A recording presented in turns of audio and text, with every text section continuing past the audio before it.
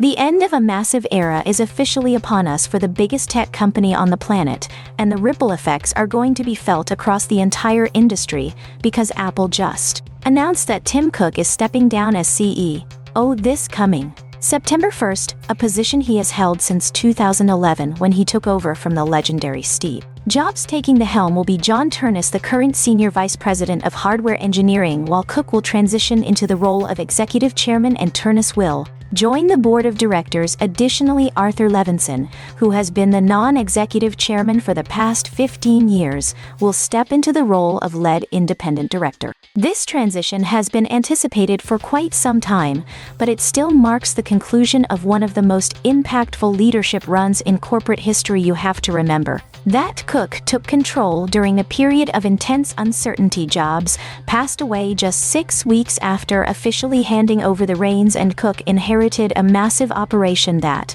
many critics thought could not survive without its famed founder. Yet what he leaves behind today is an absolutely staggering $4 trillion business with annual revenues that have more than quadrupled under his careful watch. Cook stated that it has been the greatest privilege of his life to lead the company, expressing deep gratitude for his team. When he first arrived in Cupertino back in 1998, he was not brought in to be the flashy product visionary. He was a methodical supply chain expert hailing from Alabama who had spent 12 years at IBM. He was hired to fix a manufacturing operation that was frankly a disaster, and he turned it into a massive competitive advantage. His rise to the top was never guaranteed because the prevailing thought in Silicon Valley was that no one could possibly fill the shoes of Steve Jobs, but Cook ran things so efficiently during Jobs' health absences in 2004, 2009, and again in 2011 that he became the undeniable choice.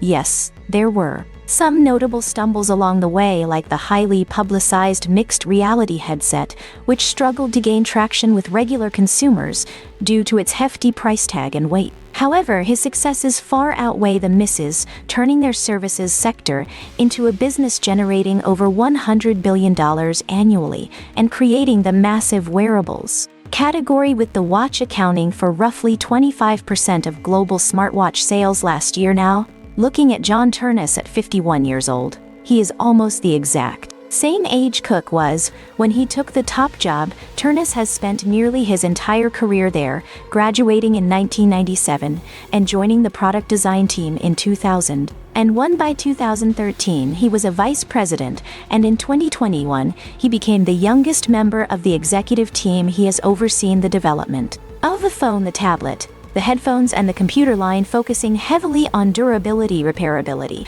and reducing the carbon footprint of their products with new recycled materials. The torch is being passed to an engineer with a proven track record, and it will be incredible to see where he steers this massive ship next.